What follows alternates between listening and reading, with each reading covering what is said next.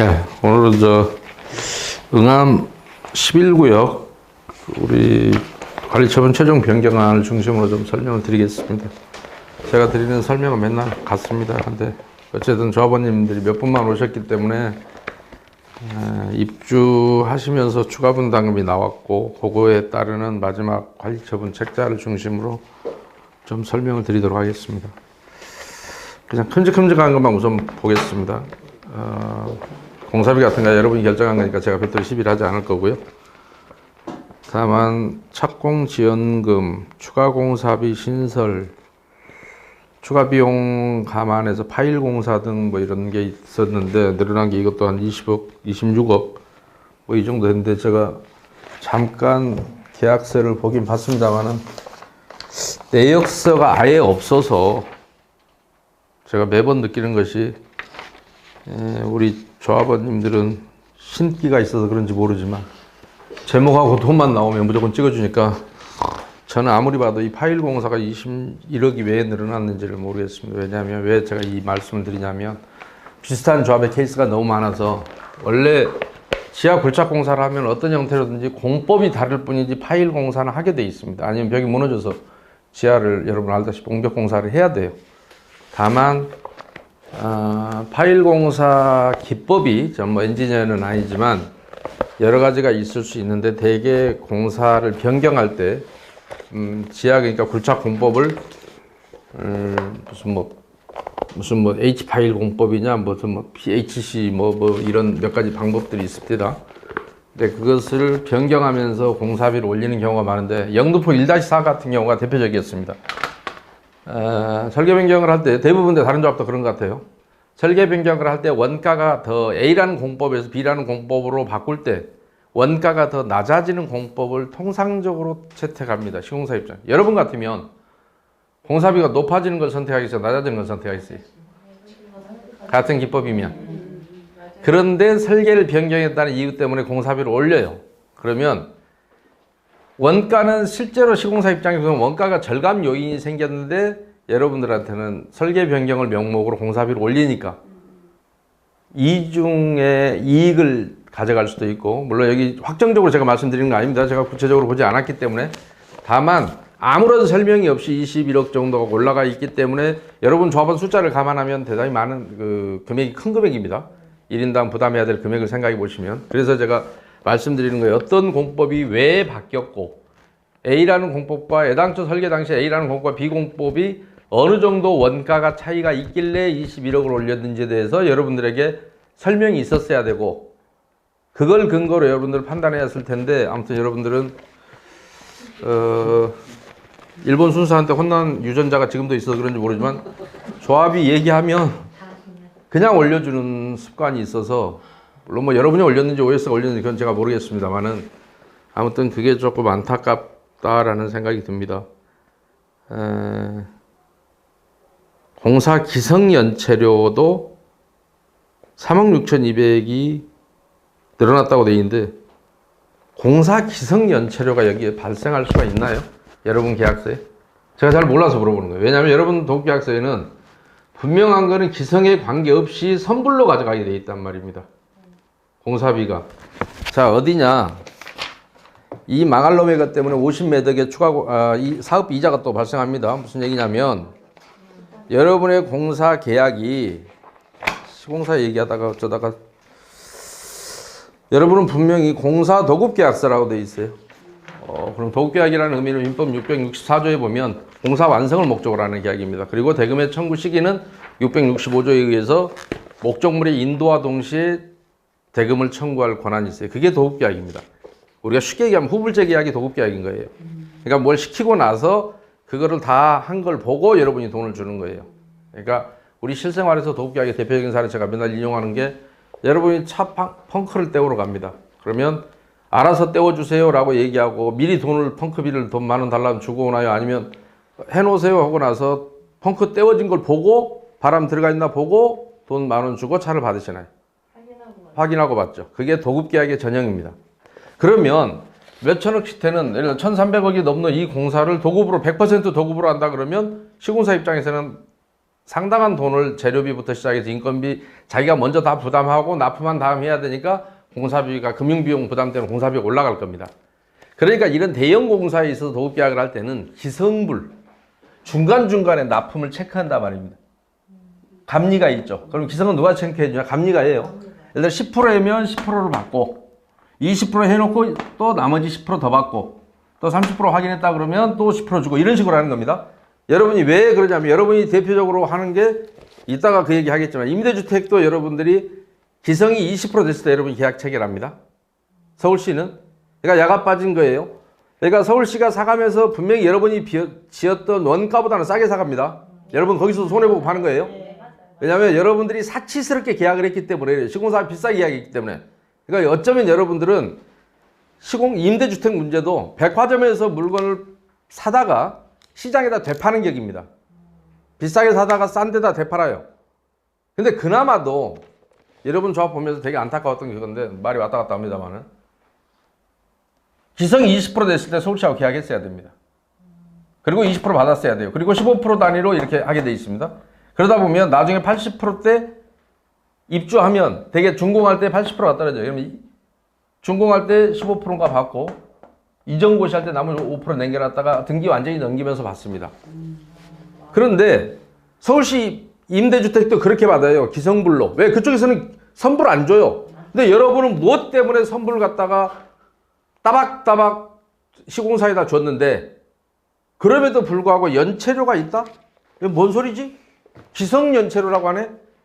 오히려 이렇게 도급계약이 아니라 여러분처럼 아까 공사 진척도에 관계없이 돈이 먼저 가는 구조. 이 짓거리는 시공사가 정확히 얘기하면 2009년도부터 시작했습니다. 지금은 아예 내놓고 하는 짓거리고요.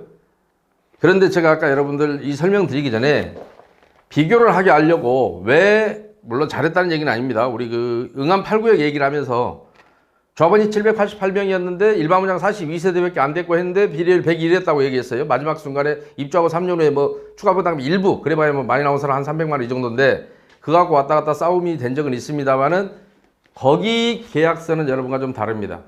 왜냐? 먹을 게 없었던 거예요. 일반 분양이 없으니까 이익금이 없겠잖아요. 그러니까 그런 상태가 101%의 비례율이 맞는 겁니다. 근데 여러분은 일반 분양도 꽤 많이 있다면서 비례율이 88%로 떨어졌고 그걸 또 여러분이 수능해서 돈을 내줬다가 하니 뭐 할 말은 없습니다. 돈 많이 있으면 그렇게 써도 됩니다. 아무도 얘기하지 않습니다. 그런데 여기 보시면 여러분이 그 대금의 지급 방식이 여러분의 계약서를 보면 과연 그게 발생할까? 공사비 상환 등 제39조입니다. 제38조에 입금된 분양대금 등은 갑이 을에게 지급해야 할, 그러니까 조합이 시공사에 지급해야 할 공사비, 연체료, 공사비, 대여금, 연체이자, 유이자 대여금, 이자, 무이자 대여원금, 유이자 대여원금, 기타 비용의 순서로 충당되는 것으로 하되, 그러니까 맨 먼저 가는 게 뭐예요? 공사비, 연체료가 간대요. 그 다음에 공사비가 가고. 그런데 기성에 관계없이 처음에 여러분들이 들어오자마자 공사비가 연체한 게 있으면 연체료부터 가고 돈이 들어오는 쪽쪽, 부장대금이 입금되는 쪽쪽, 그 다음에 공사비 가고 했는데 어떻게 연체료가 발생할 수 있을까? 연체료라는 기성연체료예요. 아까 3억 얼마밖에 안 되지만 여러분들한테는 껌값입니다. 돈 많이 쓰는 사람들이 쓰는 입장에서 3억 얼마는 별거 아닌 돈이에요. 왜냐하면 여러분들이 굉장히 앞으로 돈을 함부로 썼기 때문에 제가 그 지적을 말씀드리는 거고, 응암동 수준에 비해서는 되게 멋지게 썼어요, 돈을. 앞으로 이제 그 부분들을 제가 하나하나 설명을 드릴 텐데, 그런데 여기에 연체료가 상식적으로요. 공사 기성 연체료 신설했는데 3억 6,200이 있다. 아니, 이 구조를 보면 연체료는 절대 발생하지 않게 돼 있어요. 왜냐하면 선수금을 가져가니까. 그래서 여러분이 기성으로 했더라면 나중에 보면 여기 뒤에 보면 사업비 유이자 뒤에 보면 사업비 유이자 대여금 이자라고 해서 52억 6천이 있습니다. 만약에 여러분이 기성불로 응암 8처럼 기성불로 계약을 했더라면 이 52억이라는 금액은 발생하지 않습니다. 왜냐하면 여러분은 돈이 들어오는 쪽쪽 공사비를 먼저 줘버렸기 때문에 여러분이 빌려온 돈은 계속 이자를 내겠다는 것이고, 여러분이 들어오는 돈은 먼저 준 거예요. 시공사한테. 기성에 관계없이 먼저 가져가. 나는 너를 믿으니까. 시공사의 자금난을 해결해 준 거죠. 공사는 아직 가지도 않았는데, 근데 만약에 시공사가 부도났더라면 여러분 거지 됐습니다. 왜냐? 여러분 거만 말아먹으면 괜찮은데 일반 분양자들 거 다 여러분 선분양했잖아요. 일반 분양자들한테. 도면만 넣고 머드하우스 하나 빌려주고 분양했던 사람들이에요. 사업주는 여러분들이니까요. 그 사람들 돈까지 다 선불로 줬다. 만약에 시공사가 부도 났더라면 여러분은 여러분 돈 말아먹으면 괜찮은데 그 사람들 거 다 물어줬어야 됩니다. 무슨 배짱으로 그렇게 줬는지는 알 수 없지만 그래서 제가 매번 이런 계약을 쓸 때마다 조합원들한테 하는 얘기가 있습니다. 시공사 부도, 대한민국 건설시장이 되게 불안정합니다. 시공사가 부도나지 않도록 성황당에 가서 계속 비를 하고 목사님한테 기도를 하든 교회 가서 성당에 가서 기도를 하든 절에 가서 빌든 종교가 없으면 성황당이라도 찾아서 빌어야 한다고. 왜냐하면 제발 우리 거만 다 짓고 부도나라 해. 나는 너를 믿고 돈을 미리 줬기 때문에 하물며 나는 내가 들어온 공사비를 제외한 나머지 차입금은 이자를 내가 다 내기로 했어. 이렇게 50억씩 내줄 테니 믿고 내 집만 잘 지어도. 그런데 어떻게 공사 기성 연체료가 있을까? 기성은 했는데 여러분이 돈이 안 준 게 있다는 거예요. 돈은 다 가져갔는데 선불로 시원하게 줬는데 이런 경우는 그래서 도급계약이라고 하지 않고 사실은 계약의 제목과 그러니까 내용이 다른 거예요. 보면 도급계약이라고 하지 않고 성급계약이라고 합니다. 우리가 성급권 주고 계약하는 거 있잖아요. 그죠? 여러분이 너무 시공사를 좋아해서 그런 거예요. 그런데 만약에 여러분들처럼 응안팔 같은 데가 여러분들처럼 계약했더라면 응안팔은 제거발 안 했습니다. 왜냐하면 비료율이 조던이 나올 수가 없습니다. 그러니까 시공사 입장에 다르게 얘기하면 시공사 입장에서는 누울 자리 보고 발을 뻗는 겁니다. 이익이 없는 데는 지금도 기성불로 합니다. 여러분한테는 이익이 많으니까 인마들한테는 이 정도 뺏어 먹어도 얘들이 뒤지진 않을 거야. 그래서 뺏어간 거예요. 나쁘게 얘기해서. 그런데 마지막 순간에 경고를 해야 여러분이 빼도 박도 못하지 중간에 처음부터 80 몇 프로라 했으면 여러분이 나 안 할래 라고 했을 수도 있어요. 그런데 딱 코를 걸어서 낚싯밥을 던져서 코를 걸어서 그러다 보면 그때 여러분이 처음에 관리처분 했을 때 숫자가 다 속였을 수도 있어요. 대부분의 그래서 조합이 바뀌면 들어가자마자 이것부터 계산해 보라고 합니다. 왜냐하면 여기 보여주는 숫자들은 대부분 허수예요. 그래서 처음에 여기도요. 재미있는 게 그겁니다. 여러분들이 참 이 추산액이라는 것만 보고 있으면 아주 기가 막혀요. 지금 이게 끝날 때인데 제일 재미있는 항목이 아마 이걸 겁니다. 지금 다 끝나갔지 않습니까? 처음에가 예비비도 40억이나 있었어요. 그런데 예비비를 21억으로 또 20억으로 지금도 만들어 놓은대요. 자, 정비사업비 맨 처음에 정비사업비 추산액이라고 했던 것은 아직 확실히 얼마가 들어갈지 모르니까 처음에는 추산액이란 말이 맞아요. 자, 여러분이 입주를 했어요. 이제는 무슨 액이 돼야 돼요? 정산액이 돼야 되겠죠. 미루어 짐작하는 금액이 아니라 이제는 다 쓴 금액이에요. 더 이상 쓸 것도 없어요. 근데 아직도 배가 고파서 20억을 조합에 키핑을 해놓은 거죠. 그러니까 그런데 더 희한한 것은 대부분 조합들이요. 이 숫자는 그러니까 그냥 숫자일 뿐이에요. 참고만 하세요. 여러분들은 보여주는 대로 봤기 때문에 알 수가 없어요. 진실은 뭔지. 나중에 하나하나 항목이 들어가면 아마 기가 막힐 텐데. 그래서 아까 제가 다른 조합에는 없는 거여서 왜 선불로 주기로 계약을 했는데 또 기성불에 대한 연체료가 있을까?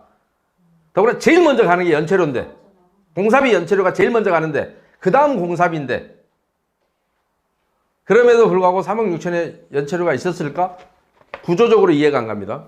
이 짓거리를 도급계약을 지켰던 게 2009년도부터 시공사들이 슬금슬금 하다가 이제는 내놓고 하기 시작합니다. 그래서 지금도 저희가 하지 않는 조합은 이 기성불로 하지 않습니다. 그래서 우리 면목상구역 같은데 모질이들 25대 75입니다. 25%의 공사비를 공사비를 75% 가져가고 25%는 사업비 해라라고 되어 있습니다. 현대산업개발인데요. 근데 똑같은 놈이 그 또랑 하나 딱 건너면 탄천 건너서 장이 7구역에 가서는 50대 50입니다.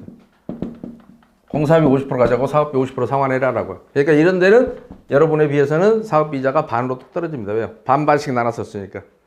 근데 원래 어떻게 해야 되냐? 공사비의 저기는 0대 100으로 했어야 됩니다. 왜냐? 도급행사의 계약은 기성을 보고 주는 것이지 후불계약이지 선불계약이 아니란 말입니다.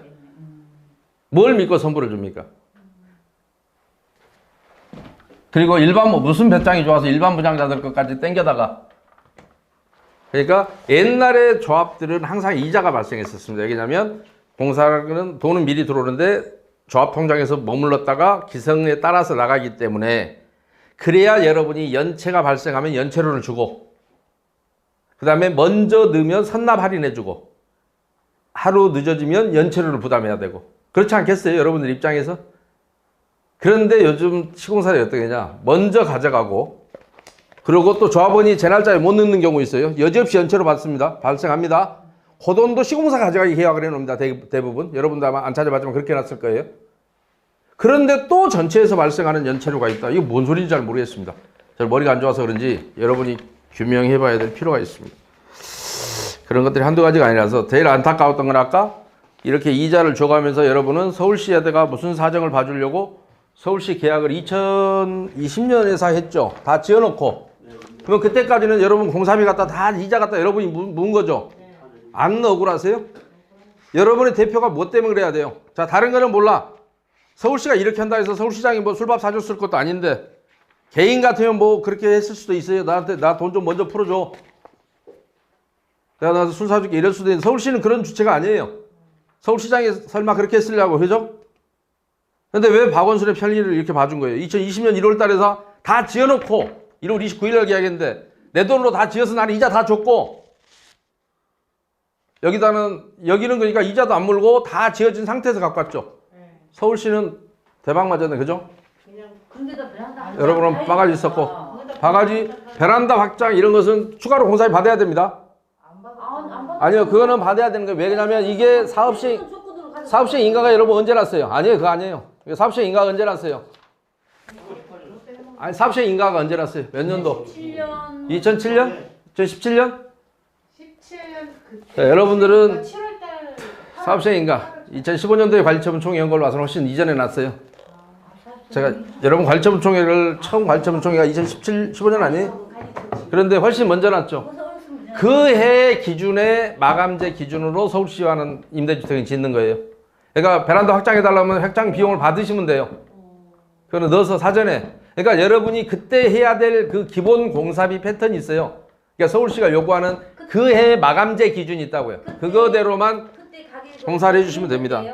추가로 돈을 더 자, 받았어요. 그 다음에 그러니까 받았잖아. 더 받았어. 받은 게 아니라 여러분이 받으시면 된다고요. 그러니까 이미 저기 하는 조건으로 했으면 그걸 받으셔야 돼요. 자, 그 다음에 영업손실보상이 11억 900 있는데 이건 뭐 맞는지 안 맞는지 몰라요. 왜냐면 손실보상비 그 기준 관리처분 계획서에는 첨부돼야 될 게 많은데 이런 내용들이 잘 안 돼서 주거이전비를 얼마를 줬는지 영업손실보상이 얼마가 나갔는지를 이 자료가 있어야 되는데 없어요. 몇 가지 자료를 없어서 확인해 볼 방법은 없습니다. 그러나 다른 지역의 예를 들어서 확인을 해보면 이것도 뻥튀기 해놓은 데가 꽤들 있습니다. 여기에는 실제로는 그 금액이 아닌데 금액만 올려놓는다든가 하는 경우도 많아서 근데 제가 여러분이 본 게 관리처분 계획서를 전부 공개하지 않았기 때문에 제가 뭐라고 말씀 못 드리겠어요. 그 다음에 영업손실보상 마찬가지지만 주거이전비도 마찬가지입니다. 주거이전비도 18억 2,998만 3,760원 이렇게 돼 있는데 이것도 맞는지 안 맞는지는 제가 모르겠습니다. 동산 이전비도 마찬가지 10억 돼 있는데 이것도 맞는지 안 맞는지를 여기 데이터가 없어서 모르겠고요. 그건 그렇다 치고 넘어가고요.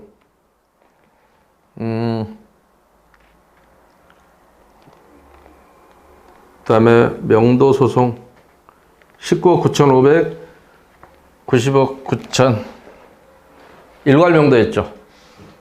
명도 소송 이제 19억이 나올 수가 없잖아요. 일괄명도 하신 거죠. 전 조합원 상대로. 저는 몰라요? 아직 못 들은 것 같은데? 네? 그게 그 명도 소송 계약서를 보니까 1년 안에 다 변조하게 돼 있더라고요. 자, 그러니까 일괄로 어떤 명도 업체가 와서 한 거지. 여러분들은 자, 여기 제가 명도 계약서가 있더라고요. 있어요? 네, 있어요. 여기 있습니다. 그런데 자, 여러분이 상식적으로 제가 판단할게요. 소송이라는 것은 정상적일 때 소송을 합니까? 아니면 부득이하게 소송이 아니면 달리 구제 방법이 없을 때 소송을 합니까? 구제 방법 없을 때 하죠. 자, 이혼하자는데 두 놈이 우리 이혼하자 이렇게 됐는데 소송하는 미친놈 혹시 보신 적 있나요? 가죠. 합의 이혼하면 소송할 필요 없죠. 왜 변호사 좋은 일 뭐하러 시켜요? 두 사람 돈인데. 근데 한 놈은 살자, 한 놈은 그만 살자 하면 한 놈이 그만 살자 하고 싶은 놈이 이혼을 제기하죠. 그렇죠? 이행하지 않는 놈에게 자, 여러분 조합원 중에는 다 재개발을 하겠다고 도장을 찍고 관리처분 총회에 참석했던 놈이 나는 여기서 버텨볼래 라고 하는 놈이 있나요? 그런데 왜 일괄명도 하셨어요? 누구 좋은 일 시키려고? 이게 조합원 280 몇 명이 19억이라는 명도수송 비용을 쓴다는 게 이해가 안 가서 그래요. 물론 여러분들은 돈을 시원하게 썼기 때문에 제가 뭐라고 할 일은 아니에요. 돈을 찍거나 태우거나 이러지만 마세요. 그건 처벌해요. 근데 여러분이 길거리에 뿌리든 쓰든 그거는 누구도 처벌하지 않습니다. 명도소송비를 20억을 주든 30억을 주든 누가 이 짓거리를 한 거예요. 근데 다행인 것은 제가 마지막에 정리해 드릴게요. 하나하나 지적만 해놓고 결론만 말씀드리면 제가 오늘 설명드리는 모든 계약의 대부분은 무효입니다. 자, 무효인 소송에 의해서 돈이 나간 거예요. 억울해요, 안 억울해요? 그러니까 여러분은 정신없이 결정했다 치더라도 어찌됐든 이게 무효라고 하면 그나마 다행이죠. 그럼 무효인 놈을 집행한 놈은 있을 거 아니에요. 그놈에게 책임을 물어야 돼? 아니면 그놈이 그냥 운 좋게 살아가도록 놔둬야 돼요? 역사는 반복이에요. 자, 여러분이 책임을 그 사람에게 묻고 그 사람에게 책임을 구했을 때 여러분의 뺏긴 재산도 다시 찾을 수 있지만 여러분보다 늦게 재개발하는 쪽에서는 보호를 받아야 될 거 아니에요. 자, 무효인 짓거리랑 불법인 짓거리를 하면 이렇게 재산 다 뺏기고 하더라. 업체가 못 내놓으니까 결국 그거 집행한 임원들한테 다 뺐더라. 라는 선례를 보여줘야 될 거 아니에요. 그죠? 예. 그래서 제가 그럴지 말지는 물론 여러분이 결정할 거예요. 왜냐하면 돈 시원하게 쓸 때 썼기 때문에 시원하게 용서하는 것도 여러분 자유입니다. 자, 그런데 그래서 제가 아까 최종적인 보충적 수단으로 소송을 하는 것이지 일괄명도를 하지 않는다. 근데 한결같이 누구 좋으라고 일괄명도를 해요. 용역계약서 일괄명도로 돼 있나요? 그럴 겁니다. 19억이니까. 안 그러면 그래 나올 수가 없잖아요. 왜냐하면 한 명당 얼마 하려면 이런 계약서가 써질 수가 없어요. 왜요? 누가 이사 갈지 안 갈지를 모르잖아요. 해봐야 알아. 한 건 한 건 하는 거예요. 다 갔어. 그리고 5명이 남았어. 걔만 소송해요. 그러니까 미리 계약서를 써야 할 이유가 없어요. 개별 소송을 하려면 어떤 놈이 소송할지 모르잖아요. 건당 얼마씩 하는 거죠. 그래서 아니, 소송을 할 때 건당 합니까? 아니면 뭉뚱거려서 우리 동네 소송 얼마 이렇게 합니까? 자, 수용재결도 현금 청사자가 몇 명이 될지 모르잖아요. 그죠? 몇 명이 될지 모르는 상황에서 어떻게 소송을 하냐고 건당 정해야 될 거 아니에요. 10건이든 100건이든. 근데 수용재결, 명도, 이주관리 다 일괄해서 소송했고 여기에는 건은 아예 안 나와요. 몇 명을 한다 이런 게 아예 없어요. 그래서 이것 때문에 몇 건이 한다라는 게 없다고요. 10개월 이내에 명도 업무를 완료한다라고만 돼 있어요. 그러니까 여러분들이 그런데 어찌됐든 아까도 말씀드렸지만 이 부분은 다행인 것은 여러분들이 계약의 선정 과정에는 이따가 어떤 공통적인 불법 행위가 있는지 이따 설명드릴 거예요. 나중에 그걸 잘 기억하시라고. 결론은 억울해도 그때 그 마지막만 잘 기억하시면 여러분이 아직 희망이 있다라는 말씀 드립니다. 기장 수수료 이런 거 다 넘어가, 세무조정료 다 넘어가고요. 회사 및 청산 관리 여러분 또 무엇이라 2,200원. 회사 및 청산은 또 어떤 놈이? 뭔 뜻이야? 총회 비용 7억 8,100 시원하게 쓰셨네요. 어떻게 총회 비용으로 7억 8,100 OS 언니들 먹여 살리라고 그런 거죠? 네. 여러분이 잘 글씨 같은 거 쓸지 모르죠? 그래서 그 사람들이 안 오면 이렇게 내가 뭘 할지 모르잖아요. 근데 자, 대한민국이 민주주의 발전 과정에서 거지 같은 일이 참 많았지만 투표를 대신해 준 일 있나요? 이승만 정권 때나 일본 막 해방돼 갖고도 투표를 누구한테 맡겨서 하신 일 있나요? 근데 그건 대통령이 누가 돼도 직접 상관없어요. 근데 여러분 돈 쓰는 일을 왜 맡기셨어요? 내 돈 부담하는 일인데. 아, 그만큼 조합장이 훌륭해 보였고 믿을만 했었나요? OS는 우리가 동의한 적이 없어요. 자체적으로 다 해줬죠, 여러분들이. 그런 얘기 하면 안 된다니까. 해줘놓고 안 해줬다 그러면 안 돼. 거짓말을 안 해야 회법이 있어요. 자, 정비사업 전문관리업비 12억 8,400. 정비사업 관리업 어디에요?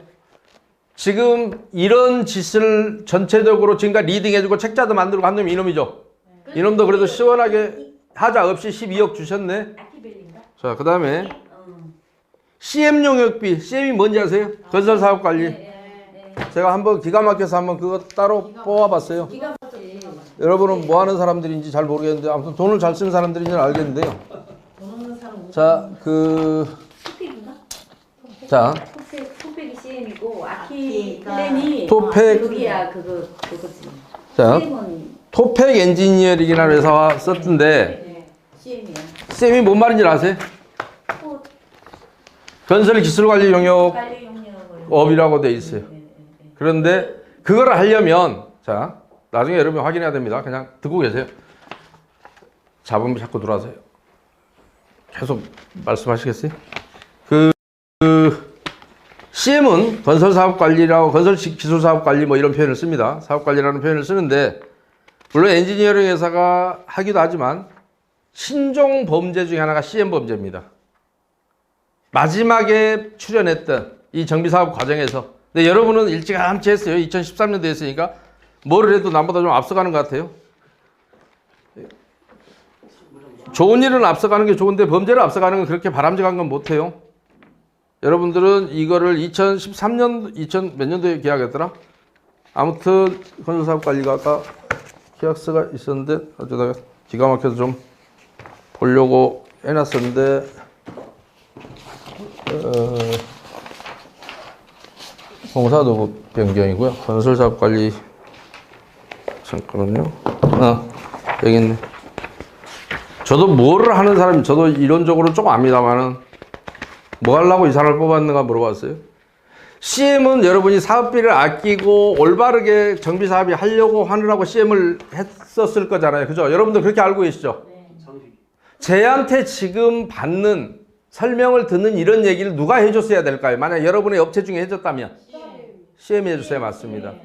근데 내가 왜 CM을 지적해야 되냐고요.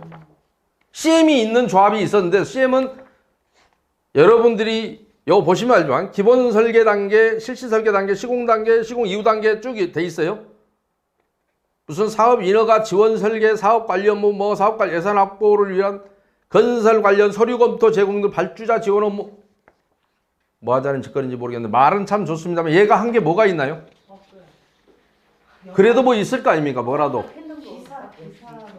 CM을 나쁜 정비사업의 전형이 CM 계약입니다. 왜냐하면 여러분들은 감리를 구청에서 뽑아주는 감리 업체가 있습니다. 그렇죠? 그럼 감리와 CM이 어떻게 차이가 있나? 이 계약서 보면 여러분은 감리를 그럼 안 뽑았나요? 건설사업관리 따로 있습니다. 전기감리 따로 있고 소방통신감리 따로 있습니다. 특히 건설관리는 감리는 구청에 뽑아줬어요. 그러면 금마가 뽑아준 애하고 그러니까 금마를 잘 못 믿어서 이거 하신 거예요? 근데 얘가 한 게 뭐 있냐고요? 사업성 향상을 위해서 여러분들한테 돈은 꽤 많이 가져갔던데 기가 막힐 일은 과연 이 회사가 한국 CM협회에는 등록이 돼 CM협회라는 데가 문제가 많은 협회가 하나 있습니다. 사단법인인데요. 한국건설기술관리협회라는 제대로 된 단체 제가 봤을 때는 두 군데 단체 중에는 거기는 제대로 돼 있어요. 제가 양쪽에 통화해보고 제가 녹음돼 놔서 그래요. 근데 한국 CM협회라는 데가 있습니다. 이 망할 놈의 이상한 놈들이 여기는 등록 안 된 놈도 무조건 제가 CM협회 회원 가입해도 받아줍니다. 돈만 주면. 왜냐면 원래 CM을 하려면 건설 특급 기술자 1명과 건설 기술인 10명 이상을 확보하고 시도지사에게 등록해야 됩니다. 국토교통부 장관의 등록인데 시도로 위임되어 있기 때문에 서울시에다가 등록을 해야 됩니다. 그런데 그렇게 해놓고 CM을 하는 회사가 거의 없습니다. 왜 제가 이 문제를 말씀드리냐면 조만간 우리나라 CM 비리의 원조격인 사람이 있어요. 유명한 스타 조합장이 돼 있습니다. 사람들이 인터넷에서 하도 뭐 이상한 짓거리를 하고 다녀갖고 이 조합 저 조합 쑥 쉬고 다니는데 그 친구 관련해서 모 언론사에서 인터뷰를 아마 요청할 것 같아요. 그래서 제가 그때 설명을 지금 했던 설명을 똑같이 할 겁니다. 무슨 얘기냐? CM협회라는 데가 있습니다. 어떤 이상한 노인네가 하고 있는데요. 여기에서 CM으로 등록되지 않은 모든 회사들을 회원사하고 등록을 시켜줍니다. 회비만 내면. 그래서 일반인이 볼 때는 이게 CM회사인 줄 알아요. 아니요, CM회사가 아닙니다. 건설기술자가 하나도 없는데 등록을 해줘요. 그 회원증을 갖고 간단 말이에요. 원래는 어디에 등록해야 서울시에 등록을 해야 한다고요. 이 토팩 엔지니어링이라는 회사가 서울시에 등록했는지 안 했는지를 내가 모르겠다고 얘기하는 거예요. 왜냐? 그 회사 홈페이지에 가봤더니 CM협회 주관하는 실적도 있고 지가 몇 등이라고도 써놨더라고요. 아까 보니까. 궁금해서 들어가 봤어요. 그런데 서울시에 등록된 회사인지 아닌지는 모르겠고 CM을 하려고 하면 일지도 쓰고 해야 됩니다. 인건비 따먹기에 결국에는 어떤 일을 날마다 해야 되고 몇 명이 투입돼서 무슨 일을 했는가가 CM이 하는 일입니다. 기술적인 문제. 그런데 우리 아파트는 CM 할 일은 없습니다. 설계 있지, 정비업체 있지, 그 다음에 감리 있지. 그래서 기술적으로 어려운 게 없어요. 아파트 처음 지어봤어요? 한진인가요 여기 회사? 한진이 아파트 처음 지어봤을까요? 기술적으로 어려운 문제가 있겠냐고요. CM을 해야 될 만큼. CM이 하는 일이 되게 여러 가지일 수 있어요. 예를 들면 자재 물량 내역도 뽑을 수 있고 기술적으로 어려운 부분 특수공법을 여기는 사용해야 되고 뭘 어떻게 해야 되고 막 이런 것들을 CM이 해야 될 게 CM이 필요한 계약이 있어요. 대규모의 공사라든가 기술적으로 되게 어려운 공사. 그런데 그런 데서 예를 들어 원자력 발전소 같은 데 하려면 CM 필요해요. 솔직히 말하면 여러 가지 점에서 처음부터까지 같이 들어가야 되고 전문적인 기술이 따라 붙어야 돼요. 시공사에다 어떻게 맡겨놓겠어요? 지 편한 대로 막 시공해버리면 안 되잖아요. 얼마나 위험한 시설인데 안전 요구되고 CM이 있어야 돼요. 전문 CM이. 우리나라는 아직 정착도 안 돼 있는데 근데 아파트 이따위 거 짓는데 CM이 왜 필요하냐고요. 지가 할 게 뭐가 있어서 막말로. 그리고 CM을 했으면 내가 하는 정도의 얘기는 해줘서 절감을 시켜줬어야 될 거 아니에요. 요거에 관한 비리는 제가 조만간 다른 언론사에서 얘기하겠지만 근본적으로는 등록을 안 한 애들이 CM을 하고 있고 이 바닥에서 최근에 강남의 모 스타조 합장으로 알려진 그 사람이 효시처럼 돼갖고 이 사람이 성공이 부러워하는 업체들이 많아서 설계 사무실도 맨 놈이 하고 다니고 불량한 놈 매도 있습니다. 이런 짓을 양심에 비추어서 해서는 안 되는 짓을 했다는 얘기를 말씀드립니다. 그러나 이것도 결론을 말씀드리면 이 계약은 무효이기 때문에 선정 과정을 나중에 제가 설명드릴게요. 어떤 불법이 있었는지. 그러면 그거를 여러분이 무효화시키고 무효인돼서 나간 거를 부당이득금을 받을 것이냐 말 것이냐 여러분의 선택입니다. 저는 여기에 돈이 10원도 손해가 없기 때문에 자, 그 다음에 하도 기가 막혀서 그런 거예요. 응암동 사람들 치고는 여러분이 돈 좀 쓸 줄 알아요. 그다음에 안전진단 용역비 2억 8,800엔 여러분 재개발입니까? 재건축입니까? 안전진단 뭐 하는 데 했어요? 혹시? 재건축할 때. 아, 그 당시 했어요? 아니 우리는 안 해요. 여기 재개발이잖아. 여기 재개발이잖아요. 근데 왜 안전진단 용역비가 필요한지 물어보는 거예요. 그냥 저 몰라서. 안 필요하죠. 근데 왜 여기 잡혀 있어요? 근데 왜 안 맞다네요? 어디다 썼는지 알아요? 아니 뭐 계약서도 뭐도 없었으니까. 재개발이 되려면 안전진단을 재개발 안전진단 하지 않습니다. 예, 재건축이 합니다. 재건축을 하는 건 알아. 예, 그 다음에 그래서 다른 데 없는 한 번도 재개발에서는 본 적이 안전진단이 2억 8,800 얼마 안 됩니다. 3억도 안 돼요.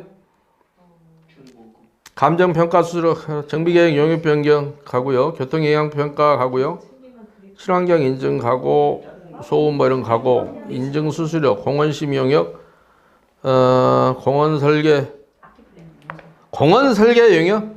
공원 따로 그립니까? 별거 다 하네. 정비기반시설 설치비 비용 산출 영역, 국공유지 무상양도 도서 작성 처음 봅니다. 국공유지 무상양도에 관한 것은 관리처분계획, 사업시행계획서에 국공유지 사업시행계획서에 보면 용도 폐지되는 국공유지 조서가 있고요. 새로이 설치하는 정비기반시설 조서라는 게 있어요. 이게 국공유지와 관련된 겁니다. 그런데 거기에 감정평가서는 감정평가업자가 하게 돼 있고 여러분 따로 맡겼습니다. 그 다음에 이 용역비 산정은 여러분 랜드 엔지니어링 회사에서 했을 겁니다. 여기 계약서 있습니다. 2천만 원인가 받고 했어요. 거기서 하고 그래서 원가 계산도 하게 돼 있습니다. 그 원가 계산하는 거, 그 다음에 설계도면은 설계하는 놈이 있고 설계도면 붙이고 이렇게 하게 돼 있는데 요거는 정비업체가 사업시행계획서하고 관리처분계획서 할 때 다 들어갑니다. 용도 폐지된 정비기반시설, 새로 설치하는 정비기반시설 조서에. 근데 요거는 정비사업 전문가 아까 12억인가 얼마 받아 처먹는다는 그놈이 하게 돼 있습니다. 그런데 요거만 따로 빼서 돈을 정비기반시설 도서 작성을 했다? 이런 계약하는 놈을 본 적이 없습니다. 여러분 해서는 안 됩니다. 그러니까 뭔 놈이 했는지 모르겠는데 마치 이런 느낌일 겁니다. 여러분이 삼계탕을 먹었습니다. 그리고 나오니까 삼계탕 값 2만 원 계산하고 나왔더니 저 사람이 응암 11구역에서 온 줄 알고 상대가 힙해보고 불러갖고 이 양반을 가서 반값 내야지. 아니 삼계탕에 다 들어있는 거 아니야? 아니 들어있긴 한데 이 새끼가 글씨도 모르나. 탕 삼하고 닭하고 국물하고 나머지 쌀 밤 대충 어딨어? 그러면 진짜 그러네. 쌀값 1,000원 따로, 밤값 2,000원 따로, 대추값 1,000원 따로, 4,000원 더 내. 15 아니 11부였습니다. 줘야지 어떻게? 11부였습니다. 딱 맞네 뭐. 한자를 분석해 보니 삼하고 닭하고 국물 몇 개 더 있어. 세세 또해서 그걸 또 챙겨 먹어. 무슨 그림? 그래서 전라도 가면 여기다 녹두도 넣어줍니다. 그래서 이게 아까 정비 기반 내가 왜 웃기냐면 없어요. 뭘 표현하는지 모르겠는데 클린업이 없어요. 근데 여기 총괄 표현이 있어. 개별 내역은 내가 못 찾았어요. 어떤 놈한테 뭘 주려고 이걸 써놨는지를 찾고자 했는데 못 찾았다고요. 그런데 희한하잖아요. 이런 비용이 안 나가야 되거든요. 나올 가능성이 없는 데 붙어 있길래 다른 데보다 좀 특이해서, 그러니까 이런 부분에 있어서는 여러분들이 전국에서 1등 했다 해도 생각이 됩니다. 그 다음에 임대아파트 대지공사 및 가산비용 산출 1억 2,600 이것도 너무 많이 처먹었는데 그냥 비싼 건 놔두고요. 이거 할 게 뭐가 있다고. 제가 매번 얘기하는데 이거 뭐 한 500이나 700 주고 하면 적당한 용역비라고 생각합니다. 개인적으로는. 예, 그냥 공식에다 집어넣으면 되거든요. 자, 성면조사 분석, 보고서 작성 및 공기 중 성면 농도 측정 용역. 이것도 1억 5,400 엄청 비쌉니다. 여러분 200 몇 명이라고 그랬죠?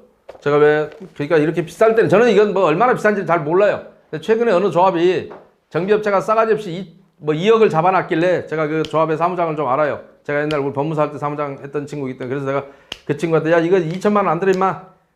그래서 내가 아는 업체 전화해줄게. 거기다 그냥 맡겨. 그러니까 수익이야 그래도 돼. 2천만 원 안 들어. 무슨 2억이야. 그럼 그거 입찰 공고해야 돼. 입찰 공고 할 필요 없어. 2천만 원 이하니까 비교 견적도 필요 없어. 서울시는 2천부터 5천까지는 비교 견적이라 받으라고 돼 있잖아요. 5천 이하로 수익이야 가능하고. 근데 그래서 그런 정도 사업부입니다. 신길 7구역이라는 데가 있습니다. 지금 다 입주했고 한 몇 년 됐어요. 삼성 현장. 자, 거기하고 그냥 비교해 드릴게요. 거기가 다른 건 다 해쳐먹었어요. 성면도 18억이나 18억 7천, 17억에다 저기 1억 7천 저기 붙으니까 부가세 붙으니까. 그런데 성면 조사는 얼마였냐? 조합은 한 255명이고 1600세대, 아니 250명, 700 아니면 50명 되고 1600여 세대 지었어요. 그런데 성면 조사 얼마냐? 2,200만 원입니다. 그러니까 여러분도 그냥 이렇게 좀 비싸죠? 네. 1억 5천 얼마니까? 조그만 동네가? 조금 비싸요. 네, 약간 비싸요, 약간. 뭐 얼마 아니에요? 어차피 쓰는 김에. 쓰는 김에 팍팍 쓰세요. 괜찮습니다. 자, 범죄 예방 용역 4억 4천 붙어 있습니다. NET 건설이라고 돼 있더구만요. 그러니까 여러분들은 그러니까 돈을 쓰고 싶으면 그런 식으로 쨍하게 써도 돼요. 범죄 예방은 이런 겁니다. 여러분들이 그냥 내가 또 설명하자면 2010년도에 부산에서 덕포동이라는 데서 김기태 사건이라고 여러분 들어보셨을 거예요. 김길태 여중생 살해 사건 기억나시죠?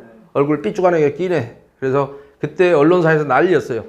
길거리에서 태어나서 길태다. 걔도 주워왔다. 제 아버지가 주워다 키웠다 뭐 이래갖고 아무리 주워다 키웠다고 길거리 태어났다고 길태라고 하겠어요? 태어날 때는 저것만 밑에 태어났지 길거리 태어나겠어요? 버려지길 길거리에 버려졌지. 어찌됐든 그랬는데 그 난리를 피우고 있을 때 한국일보의 그 당시 서화숙 대기자가 그 문제가 아니다 이거는 여기가 재개발 지역에서 가로등이 꺼지고 뭐 이래서 얘가 쉽게 범죄에 노출될 수 있었다. 그러니까 앞으로도 이런 동종의 범죄가 발생되지 않게 하려면 범죄 예방 대책을 세워야 된다라고 얘기했습니다. 그래서 부산이다 보니까 이번에 그 아들 잘 둔 장재원 의원이 발의한 도시정비 그 법 개정안이 있었고 그리고 박근혜 맨 욕하고 다니는 그 우리 전효욱 의원이 또 개정안을 냈어요. 도시정비 개정안을 범죄 예방을 어떻게 하자라고 할 때. 그래서 사업시행계획서에다가 CCTV 설치하고 가로등 설치를 집어넣어서 사업시행계획에다 집어넣어라. 사각지대가. 이거는 넣는 건 아무것도 아니에요. 그냥 계획서만 넣으면 돼요. CCTV 뭐 몇 개 넣겠다 뭐 이런 거. 요것만 조합해서 공사를 하면 돼요. 그리고 대신에 거꾸로 시장 군수는 사업시행계획을 인가하고자 할 때는 그 사실을 지방경찰청장 또는 경찰서장에게 통보하도록 해서 범죄 예방을 요청하게 되어 있습니다. 그게 뭐냐? 1. 순찰 강화 2. 범죄 예방의 초소의 설치 및 관리 3. 기타 범죄 예방을 위하여 필요한 활동. 요거를 누구한테 요청한다고요? 시장 군수가 여러분 같으면 은평구청장이 서울시 지방경찰청장에게 요청하고 은평경찰서장에게 요청한다고요. 우리가 여기 사업시행 인가를 내줬으니 앞으로는 빈집이 생겨날 수 있으니 순찰을 좀 강화해주고 범죄 예방 초소를 설치하고 관리해주라. 그 외에 다른 또 범죄 예방을 위한 활동을 해달라. 왜요? 치안은 국가의 고유 사무니까. 국방도 마찬가지고 국가가 여러분이 세금 받아서 공짜로 하는 일이라고요. 도둑놈 잡아주면 돈 별도로 달라 합니까? 경찰이 와서? 불 끄면 별도로 돈 달라 합니까? 소방차가 와서? 근데 우리나라 언제부터 그런 말이 있어도 소방차 잘못 부르면 망한다. 돈이 많이 들어간다. 어떤 미친놈이 만들어놨는데 모르겠어요. 소방서 직원이 만든 것 같아요. 자꾸 부를까봐. 잠 못 자게 할까봐. 웬만하면 싹고 실라 불고 뒤에 부르면 편한데 자기들 위험하니까 막 불나고 있을 때 불러서 꺼달라면 위험하잖아, 자기도. 어디선가 그런 소문이 난 적은 있지만 말이 안 되는 얘기죠. 그런데 갑자기 민간 업체가 한다는 거예요. NET 건설이. 순찰하기 때문에 범죄 방어하는 순찰을 뭘 안 돼요. 할 수가 없어요. 왜 그랬냐? 근데 왜 그런 일이 생기기 시작, 왜 이 두 사람을 제가 거들먹거렸냐면, 들먹였냐면, 거들먹이 아니라, 이 당시 18대 국회입니다. 전효국 의원이 냈던 도시정부 개정안 중에서 36조의 2 초안에 그런 얘기가 나와요. 민간 업체로 하여금 경찰과 합동으로 순찰을 하게 하자. 그런데 심사 단계에서 폐기됐습니다. 왜요? 그 이유가 뭐냐면 경찰관 직무집행법 2조에는 범죄 예방 및 순찰 업무는 경찰관의 직무로 한정하고 있고 민간 업체가 이걸 할 수가 없다. 라는 이유로 대안 폐기. 그래서 장제원 의원 안에 흡수해서 이거는 없어지고 법이 이렇게 됐는데 법에 있대요. 아니 법의 초안에 있다 없어졌다고요. 그랬더니 그때부터 시공사를 선정해서 무슨 범죄방이라고 업체를 막 영역계약을 해 치우는 거예요. 조합에서. 이거 잠깐 초안에 있었다고. 어떻게 이런 건 잘 보는지 몰라요. 기가 막힌 놈들이에요. 이게 해먹는 놈들이. 그런데 문제는 뭐냐면 법률적으로 이행이 불가능합니다. 자, 그런 회사를 여러분이 총회 때 많이 봤던 회사들, 그 깍두기들 오는 그 양복 입혀서 부르는 애들, 그걸 뭐라고 그래요? 여러분 뭐라고 불러요? OS 말고 용역 애들, 경호 뭐 경비회사 막 이렇게 부르죠. 경호라는 말은 틀린 말이에요. 경호는 대통령 경호법에서 주요 인사의 신변을 보호하고 주변을 순찰하는 일 이렇게 돼 있습니다. VIP를 보호하는 그때만 경호라는 말을 써요. 민간업체에서는 경호라는 말을 쓰지 않습니다. 민간업체에서는 경호가 아니라 경비입니다. 그래서 대통령 경호법이라는 게 있는가 하면 그런 용역업체를 설립하려고 하면 경비업법에 의해서 지방경찰청장에게 자본금 1억 이상을 갖춰서 등록을 해야 됩니다. 등록을 하지 않고 하면 처벌합니다. 대한민국은 규제가 많은 나라예요. 뭐든지 등록을 해야 돼요. 제가 법무사 자격이 있지만 다시 개업을 하려면 협회에 또 등록을 해야 돼요. 제가 폐업하면 또 반납하고 또 등록하고 그냥 못 해요. 변호사도 마찬가지예요. 변호사협회에 등록을 해야 돼요. 자격증 있다 해서 무조건 하는 게 아니라. 그러니까 내가 인천에서 개업하려면 인천에 협회에 등록하고 서울에 개업하려면 서울에 협회에다 등록하는 거예요. 그런데 그러듯이 자 등록을 하고 합니다. 근데 여기에는 종류가 여러 가지 있습니다. 자 신변보호 여러분이 아는 이 사람들이 할 수 있는 일이 법률로 신변보호는 여러분 연예인 같은 거 막 따라다니는 거 보셨죠? 그게 신변보호입니다. 말 그대로. 그 다음에 시설경비 여러분이 총회장의 그 깍두기들 불렀죠? 시설경비를 부른 겁니다. 그 다음에 호송 업무 현금을 뭐 운반하는 일 은행 해치 그 다음에 기계경비 뭔지 알겠죠? 특수경비 뭐 이런 것들이 있습니다. 특수경비 이런 거는 경찰과 합동으로 하게 되어 있습니다. 특수시설을 뭐 경비하거나 이런 거예요. 그런데 여러분이 해당되는 거는 요거겠죠. 자, 신변보호를 한다면 특정인 누구의 신변을 보호한다라고 해서 그 사람이 움직이는 대로 내가 따라다닐 수는 있죠. 근데 시설경비, 근데 이렇게 하려면 여러분 조합은 280명이라면서요. 하루만 여러분한테 요걸 붙여놔도 280명의 사람이 필요하겠죠. 그죠? 아, 각자 아침에 움직이는 데가 다를 텐데 사업사청 가고 되겠어요? 하루나 이틀 오면 그만이겠지. 그러니까 이건 아니란 말이에요. 쉽게 얘기해서. 그러면 이거예요, 이거. 시설경비. 그러면 시설경비는 어떻게 하게 돼 있냐? 신변보호도 마찬가지입니다. 48시간 전에 관할경찰서에 배치 허가를 받게 돼 있습니다. 보안과에다가. 그 정도는 아시죠? 상식적으로. 미리 배치 허가 하잖아요. 그죠? 그러면 내가 백제 고분로 몇 번지 뭐 요렇게 배치 허가를 신고하게 돼 있습니다. 계약서를 쓰고 신고를 하게 돼 있어요. 사장이랑. 48시간 전에 최소한. 그런데 제가 여기서 일을 하다 말고 이 앞집으로 점심 먹으러 갑니다. 야, 누가 또 나가는데 해코지 할 주문이니까 나 따라와. 그러면 이 경비원이 따라올 수 있느냐? 여기는 번주수가 다릅니다. 앞집은. 식당은 못 따라옵니다. 왜요? 그건 아세요? 못 가는 건 알아요? 경험해봤어요? 왜냐하면 시설경비는 그 해당의 배치 허가 받은 그 장소를 벗어날 수가 없습니다. 만약에 벗어나면 벗어나게 한 놈, 그 사장이겠죠? 아니면 시킨 놈 3년 이하의 징역이고 벗어난 그놈 실행자도 3년 이하의 징역 3천만 원의 벌금입니다. 그러니까 벗어날 수가 없습니다. 그 자리에 있어야 됩니다. 내가 실수로 번지수를 잘못 적어갖고 옆에 집 번지수를 딱 여기를 못 옵니다. 거기 있어야 됩니다. 왜요? 벗어날 수가 없기 때문에 배처 허가받은 장소를 옆 건물인데도 못 갑니다.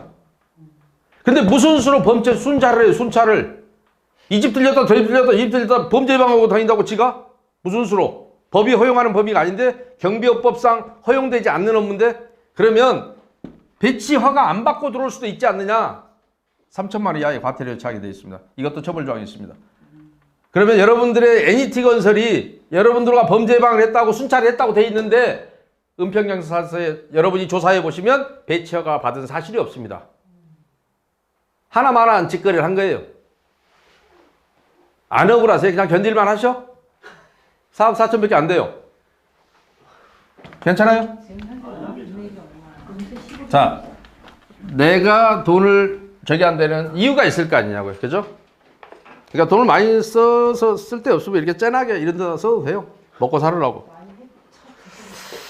그 다음에 세입자 실태조사 용역 이런 또 왜 필요한지 모르겠습니다. 2200으로 돼 있는데 빚공개 방지 심의 용역 광역교통 학교용지 부담 뭐 이거 그렇다 치고 교통 방역시설 뭐 이거 다 넘어가고요.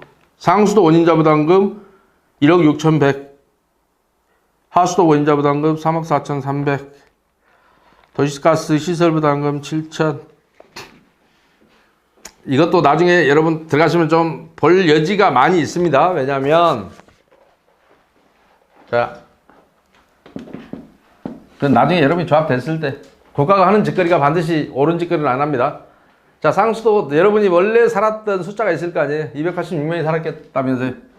280명이라고 칩시다. 그러다가 지금은 이제 700 몇 명이 살게 됐잖아요. 그죠?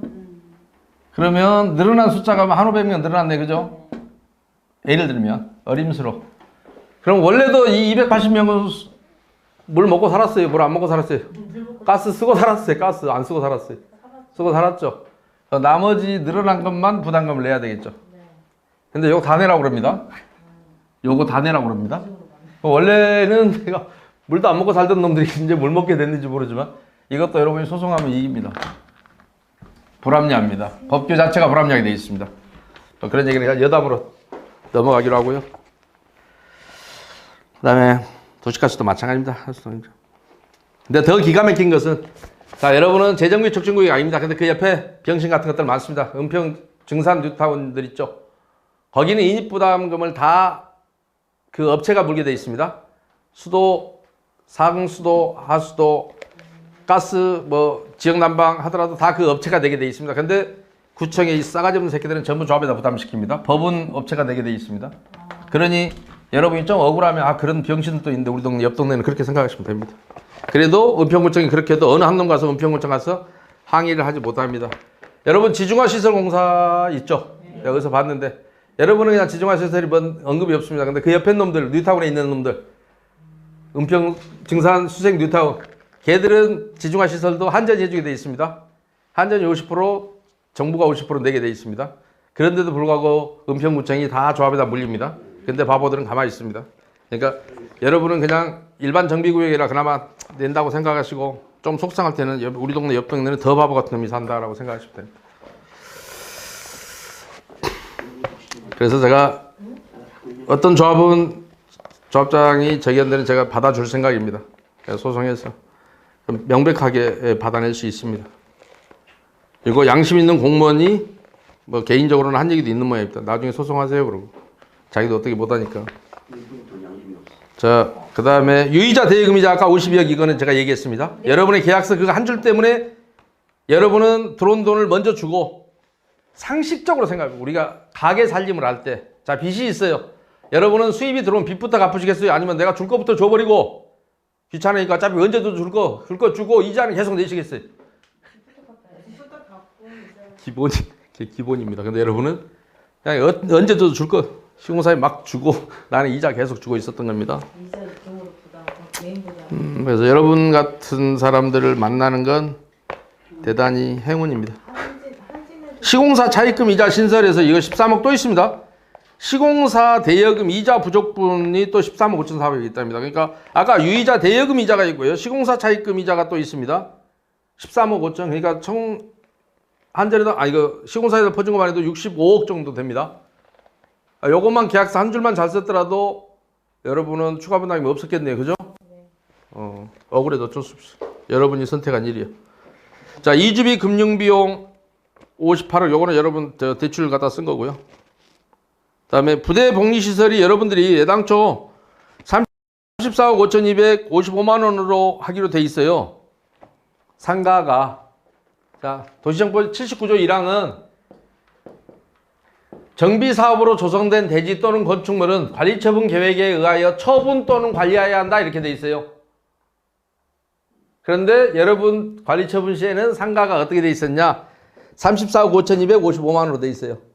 그런데 그러면 거기다가 부가세 10% 붙이면 되겠죠. 상가는 부가세 붙여야 되니까.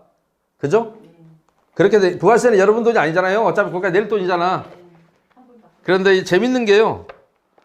오히려 이것보다 1억 1,000을 더 받았대요. 1억 1,600을. 그래갖고 35억 6,900 이렇게 해놨어요. 부가세 포함해서. 실제로는 32억이에요. 2억을 줄였다고요. 그런데 이 관리처분 계획은 아까 관리처분 계획에 의한 처분 또는 관리해야 한다고 돼 있죠. 상가 매매 계약 썼죠. 단지 상가 매매 계약서. 누구한테? 여러분이 사랑하는 미래와 사랑.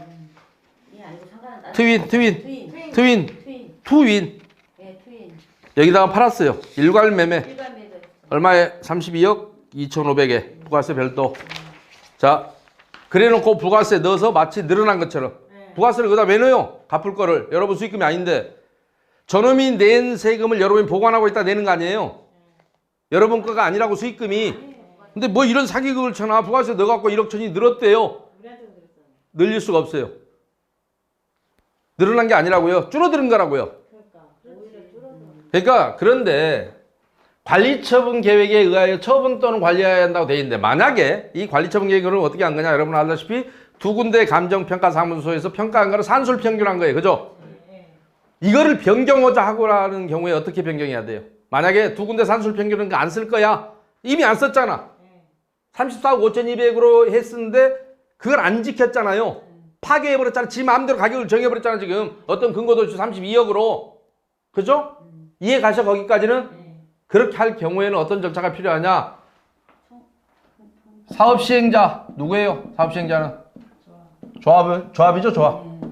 사업시행자 및 토지 등 소유자 전원의 동의가 필요합니다. 조합원 전원 동의 단 한 명만 하면 돼도 못합니다.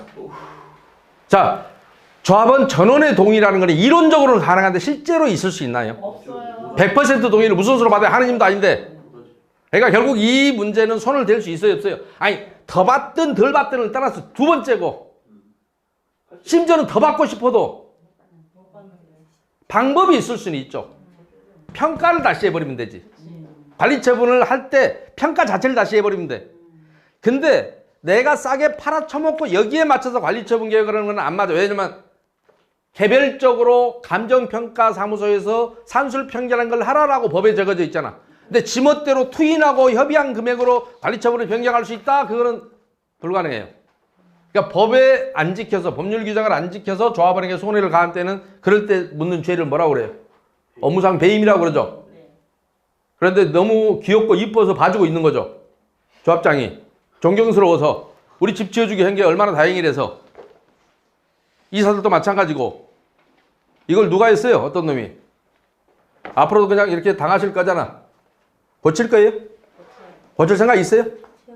뭐 지난번에 여러 가지 우리는 반대했어요. 아무튼 유명하지.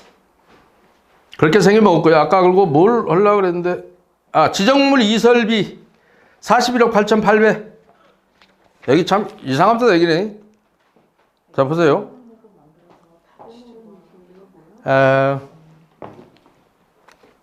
지작물 이설비 너무 재밌습니다. 지작물 이설 누가 했어요? 아니요. 여러분은 지금 여기는 안 갖고 왔는데요. 이거 외에 여러분은 철거공사를 시공사 하기로 돼 있어요. 그죠? 네. 기본적으로 그 정도는 아시죠? 철거 및 잔재 처리비라고 돼 있죠. 철거공사 하면 부셔만 넣는 거는 파괴 용역이지 철거 용역은 아니잖아요. 철거는 긁어다가 다 갖다 놓아야 철거잖아요. 그죠? 그런데 여러분은 왜 그 콘크리트 막 이런 것을 별도로 회사 선정해갖고 별도로 주셨어? 성면도 그렇고. 그거 내가 안 뽑아왔어요. 하도 많아서. 뽑았나 모르겠다. 여기 어디 있을 거예요. 한전한테 잘 보이고 싶어서? 아니면 누가 막걸리 사장이니까 별도로 돈 주고 싶어서? 왜 시공사가 해야 될 걸 그렇게 했냐고요. 분양계약도 여러분들 별도로 했죠. 지금 여기에는 안 나와요. 계약서가 있더라고. 돈이 나갔습니까? 안 나갔습니까? 분양수수료. 미래와 사람. 나갔죠. 나갔어요? 여러분 분양수수료를 누가 내게 돼 있어요? 여러분 시공계약서에. 한진이 내게 돼 있어요? 여러분 2015년도 관리처분 책자 시공계약서 52쪽 제5조 2항 보면 보세요. 분양 광고 홍보비 및 일반 분양 경비 모델하우스 운영비 및 분양 대행 수수료 포함 5조 2항 13호. 근데 왜 미리아 사람한테 별도로 줘요? 아, 한전 생각해서? 한전 자기가 낸다는데도 한전이 아니라. 한지. 근데 왜 또 별도로 줬어요? 이렇게 이중으로 주면 또 문제가 돼요. 그것도 배임죄가. 배임이든 횡령으로 가도 상관없고 배임으로 가도 상관없어요. 이 업체에다 이익을 줬다라는 측면에서는 배임으로 가도 되고, 왜 처벌 규정이 똑같으니까요. 형량이 같아요. 그런가 하면 이중으로 공사비를 빼냈다라는 측면에서는 횡령으로 가도 아무 상관없어요. 이중으로 공사비 빼낸 거죠. 영업비를. 한전이 부담해야 될 걸 여기서 빼낸 거죠. 한진은 그러면 이익을 본 거죠. 이 업체가 또 이익을 받고. 여러분은 그냥 그렇게 마음씨가 좋은 거예요? 아니면 조합원들이 호구인 거예요? 혹시 여러분은 뭐라고 생각하세요? 마음씨가 좋으셔요? 아니면 호구셔? 마음씨가 좋은 걸로 위하는 삼으세요? 자, 그런데 내가 뭔 얘기야? 기반시설 공사비 부담계약서 요거 있습니다. 잘 공개 안 하는데 여러분 조합은 했어요. 왜냐면 여러분이 까막눈이고 마음씨가 좋아서 아까 마음씨 좋은 게 아니라고 그랬죠. 호구라고 그랬죠. 호구라서 한국전력공사 은평지사장하고 전력시설물 공사비 부담계약서 그래서 쫙 이렇게 한 장짜리 간단하게 금액도 없어요. 왜요? 한전이 하고 청구하는 대로 여러분은 줘야 되기 때문에. 여러분은 몰라요. 한전이 지금까지 전기철거공사는 조합이 한 적이 없어요. 조합이 스스로 한 적이 없다고요. 전국 어디나. 대한민국에는 전기회사가 하나밖에 더 있어요? 두 군데 있어요? 한국전력밖에 없죠? 독점이죠? 이 회사가 전기공사를 하되 공사를 시킬 때는 한전이 지가 직접 하는 게 아니라 자기도 조달청에다 해서 자기들 업체를 뽑아요. 거기다 시키고 거기서 달라는 금액을 입찰해서 당첨된 금액을 조합으로 통보해요. 내라. 그 다음에 또 잔존같이 쉽게 얘기하면 전기를 폐선을 했어요. 그러면 그런 것도 마찬가지 전기선이 앞으로 몇 년을 더 써야 돼. 그거 가격 따져서 여러분한테 내라 그러고 여러분은 돈을 내고 그러고 난 다음에 여러분이 그거 뜯어서 팔아먹든 말든 그건 여러분 자유예요. 철거할 때. 그런데 한국전력 계약서가 있습니다. 여러분이 한 장짜리니까 또 보지 마시고 어디나 있어요. 근데 다른 조합은 부끄러워서 이걸 공개를 안 해요. 근데 여러분은 아까 여러분 표현에 의하면 호구라고 생각하고 이것들 보여줘도 모르겠죠 하고 보여준 거예요. 다른 데는 이걸 공개를 안 해요. 되게 크리랩이다. 왜? 그러면 전기 여기 보세요. 지작물 이설 그래갖고 여기 보면 뭐예요? 이놈이 개신건설이라는 놈입니다. 이놈이 뭐 했다고 돼 있냐면 정비기반시설공사 지작물 이설 뭐 6억 8억 9천 이렇게 돼 있죠. 근데 무슨 얘기인지 하나도 없어요. 여기에는 일반적이만 있어요. 공사 내용이 없어요. 제목만 있어요. 제목만. 뭐를 한지는 몰라요.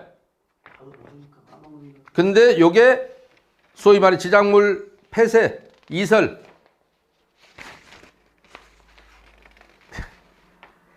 이 싸가지 없는 새끼들 이렇게 뭉뚱그려서 해놓은 거예요. 예. 지작물 이설 폐쇄공사 8억 9천 기반시설공사 15억 8천 그래서 요것만 합쳐서 23억 24억 넘어요. 요게 근데 2015년도에 여기하고 계약을 했는데 또 재탕을 합니다. 다시 재탕을 한다고요. 재탕을 한다고. 어떻게 하느냐? 보세요.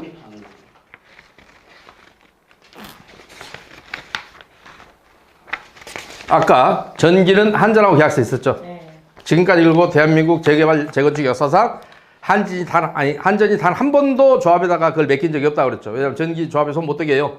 그래야 저희들이 책임져야 되니까.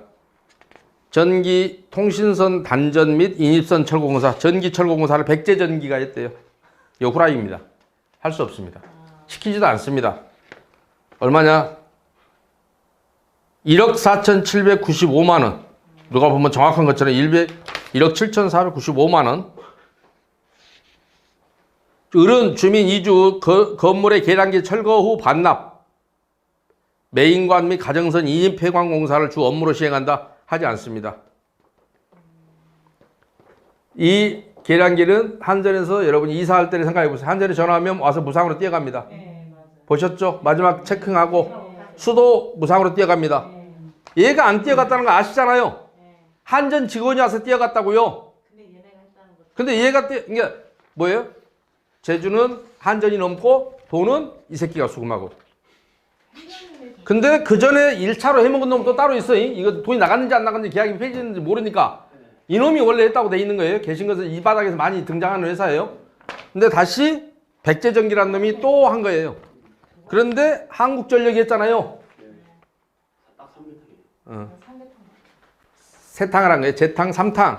계속 써먹는 거. 이것이 속상할 때는 가재울 4를 생각하시면 돼요. 가재울 4도 세탕을 했어요. 철거할 때 했고 중간에 했고 거기는 거의 입주 가까워서 또 한 탕을 했어요. 도림 16구역은 2탕 했고요. 여러분 똑같아요. 2탕 했어요. 거기도 1년 반 후에 처음에 쓰고 1년 반 후에 다시 한번 써서 했어요. 똑같은 회사가 그것도. 자, 여러분도 그러니까 속이 상할 때는 동료가 있긴 있다. 여러분만 있는 건 아니다라고 생각하시면 됩니다. 그 다음에 성안 ENG는 도시가스 폐관공사 했답니다. 이것도 도시가스 폐관을 몇 개를 했는지 관 하나 막는데 얼마가 들어갈까요? 수도관도 이 뒤에 성안 ENG 말고 또 한 놈이 있습니다. 이 놈은 수도관을 폐관했다는 겁니다. 상수도관 단절 및 철거공사 대응 수도 주식회사. 그러니까 성안 GNI는 얼마야? 1억 6,500. 이 놈은 3억 3,700. 아유. 상수도가 훨씬 세다. 2배 세다. 그런데 3탕 해먹은 겁니다. 그러니까 얘들은 관 하나 막는데 300에서 500 정도 들어가요. 수도관이나 가스관 막는데.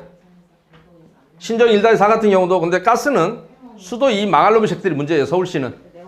수도 이놈들은 자기들이 하고 비용을 한전처럼 청구하면 되는데 법률에는 원인자 부담 그래서 공익사업법에 61조에 보면 여러분들이 원인을 제공한 거잖아요. 그래서 여러분이 비용을 부담하게 돼 있기 때문에 자기들이 공사를 해버리고 수도공사를 여러분 수도 깔 때도 여러분한테 하라고 안 했잖아. 자기들이 했잖아. 수도 계량기도 다 달아주고. 그러니까 자를 때도 자기들이 자르고 대신에 공사비를 청구하면 되는데 수도사업소 서울시에서 하는 짓거리입니다. 꼭 여러분한테 직접 하라고 시에다 시켜요. 근데 여러분은 몇 개를 잘라야 되는지 모르잖아. 그러니까 이런 개 같은 업체들이 들어와서 자기들이 했다고 3억 얼마를 받아가는데 관 하나 자르는데 300에서 500 들어갑니다. 그러면 여러분의 동네가 골목이 몇 개 있는지 모르지만 골목 따라서 되게 관이 하나씩 들어있어요. 5개 자르면 한 1,500만 원, 뭐 한 2,000만 원 많이 들어야 이 정도 들어갈 거예요. 가스도 마찬가지입니다. 몇 개 잘랐는지 모르지만. 그런데 3억, 1억 6,500. 그리고 2개가 다른 것도 다 이해가 안 가요. 거의 비슷해요. 그런데 이거 얘기할 때마다 제 카페 회원 중에 제 카페를 여러분 안 보고 오신 분들이고 주안에서 재건축 아파트 조합원이라면서 전화가 왔어요. 자기 아버지가 조합원이라고. 그래서 우리가 수도관 그 폐쇄 비용이 3억이나 잡혀 있어요. 그래서 거기는 몇 푼 안 되니까 그냥 참아 그랬어요. 어차피 모든 놈이 다 당하니까. 그러면서 제가 친절하게 설명을 합니다. 정 뭐하면 재건축이라고요? 그랬더니 그렇대요.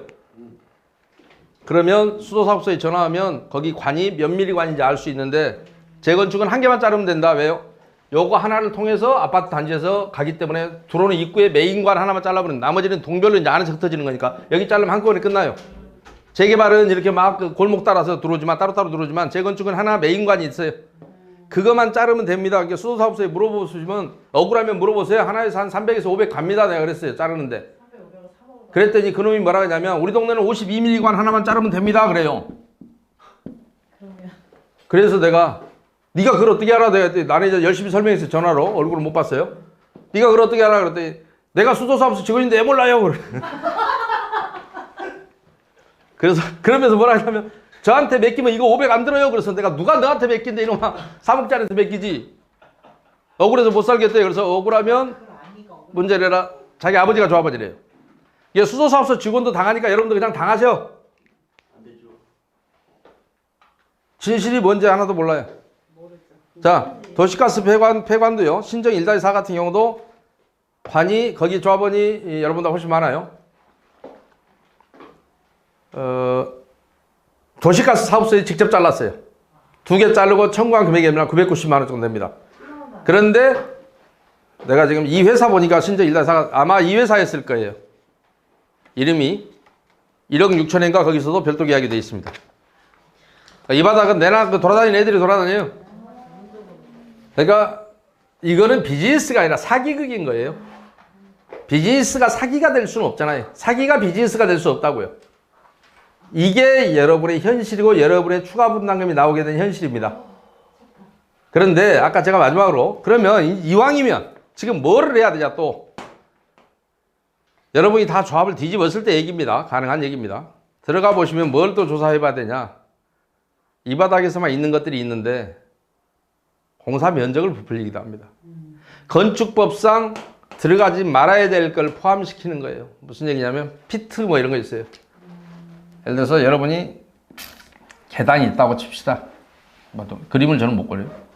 예를 들어 계단이 이렇게 올라간다고 쳐요. 그러면 이 사각지대가 이렇게 나오죠 보면. 여기서 이미 연면적이 계산이 되어 있는 겁니다. 그렇죠? 그럼 이거는 건축 면적이 들어가면 안 돼요.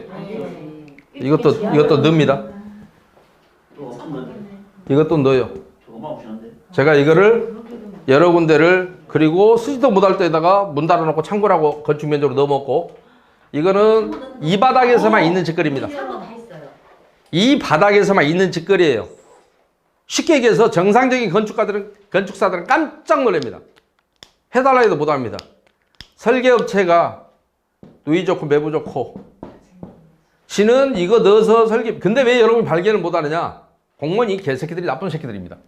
자, 공무원들이 예를 들어서 사업시행 면적에다가 10만 제곱미터 막 이렇게 했다고 쳐봐요. 이거의 사업시행 계획서에 설계사가 딱 이렇게 내놨어. 공사계약서도 당연히 이렇게 써져 있죠.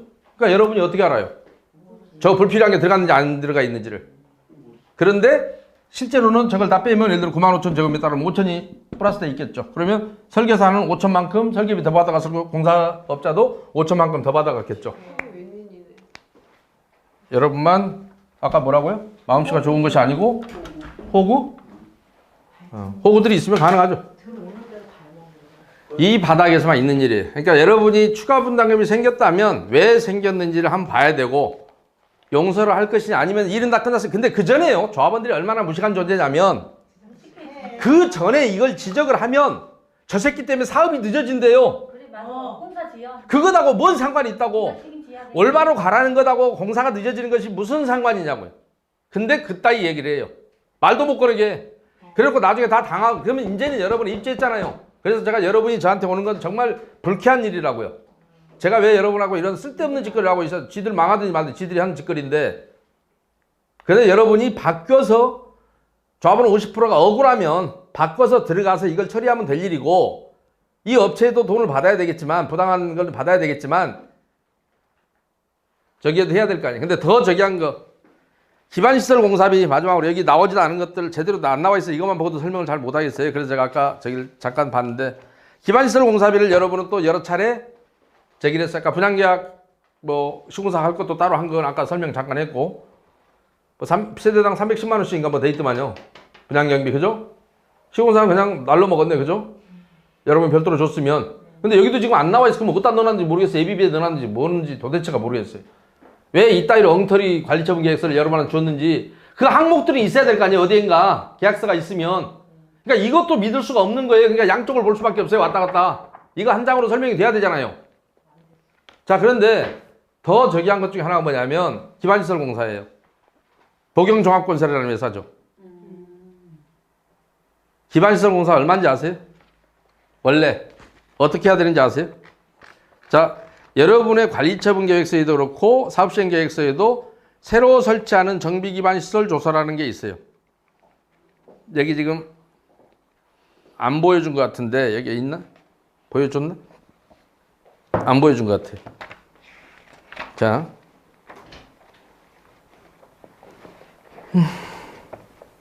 여기는 뺐어요. 아니, 임대주택이고 추산액 그 다음에 이게 안 보여줘서 알 수 없어요. 근데 사업시행계획서에 보면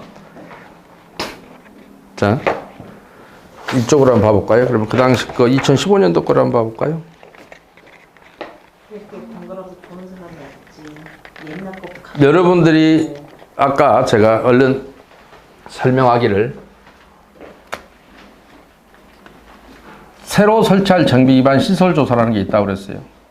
새로이 설치할 정비기반 시설조사. 여기 보면 원가계산서가 붙게 돼 있어요. 어디 여러분은 어디에다 맡겼냐? 랜드 엔지니어라는 회사에다 맡겼다고요. 랜드인가 뭐 그랬어요. 그런데 여기 뭐 2천만 원 주고 맡긴 거 있어요. 예, 예. 그런데 아니 랜드가 아니라 정비기반시설 설치비 산출의 건 현대산업정보연구원이네. 랜드가 아니네요. 자, 여기에다가 돈을 주고 여러분이 원가를 맺겠다고요. 왜냐하면 기반시설 공사비가 어떻게 들어갑니까 하고 해서 여기서 했던 금액이 있어요. 이렇게 돼 있는데 이 금액을 이걸 원가라고 그래요. 원가. 여러분이 모든 공사 계약을 할 때는 이제 왜 이 계약이 무효인지를 설명을 드릴게요. 근데 여러분한테는 관리처분계획서나 사업시행계획을 할 때 이걸 보여주질 않았어요. 얼마인지를 몰라요. 그런데 기반시설 업체하고 계약을 해서 맨 처음에 20몇 억 했다가 쭉쭉쭉 올라갔고 지금 40몇 억까지 올라갔죠. 3차인가 걸쳐서 변경이 일어났잖아요. 그죠? 그게 도경이라는 회사고 응암 8에서도 90몇 억에 계약했다 200몇 억, 20몇 억이 끝났어요. 여러분 동네가 아주 그렇게 계속 올린다고요? 그 업체가 아주 상습적으로 그걸 써먹어요. 그런데 애당초 정확하게 계약을 하려면 어떻게 하냐면 여러분이 모든 용역비를 원가 계산을 해야 돼요.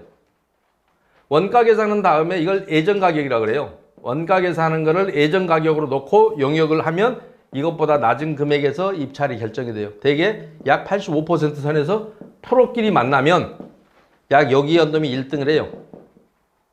너무 낮은 가격도 안 되고 너무 높은 가격도 안 되고 중간치를 딱 뽑으면 이 정도가 나와요. 이 금액에. 그러니까 이 금액은 애당초 좀 넉넉하게 뽑아진 금액이에요. 그런데 이 금액보다 확 높여서 계약하는 게 여러분들의 관행이에요. 여러분 인근 지역의 증산 5구가 대표적이에요. 증산 5구역의 요 원가 계산 금액이 얼마냐? 현대산업정보연구원에서 똑같이 여러분과 같이 똑같이 해놓은 게 있어요. 저거 줘보십시오. 그 노란 봉투. 아니 그 옆에 그거에 두꺼운 거. 진짜 오고요. 제가 보여드릴게요. 그 모질이들 증산 5. 자, 거기는 여러분보다 훨씬 더 바보예요. 자, 이게 원가 계산 보고서라는 거예요. 현대산업정보연구원. 그렇죠? 네. 여러분도 이 회사에서 했다고요. 여러분이 관심 안 가져서 그러고 정보공개 청구해 보시면 원가 계산서가 이렇게 나와 있어요. 여기는 38억 3,526만 8,957원. 요 금액을 예전 가격으로 놓고 입찰을 해야 돼요. 그러면 이거에 한 85% 선에서 결정이 된다 그랬죠.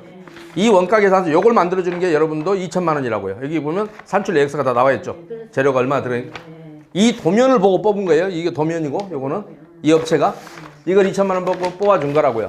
건축사무실에서 뽑을 줄 알아요. 이렇게 시키면 도면을 주면. 자, 그런데 저 회사가 그러면 여러분 동네니까요. 여러분 동네 수준이 뭐 여러분 뭐 다르지 않아요.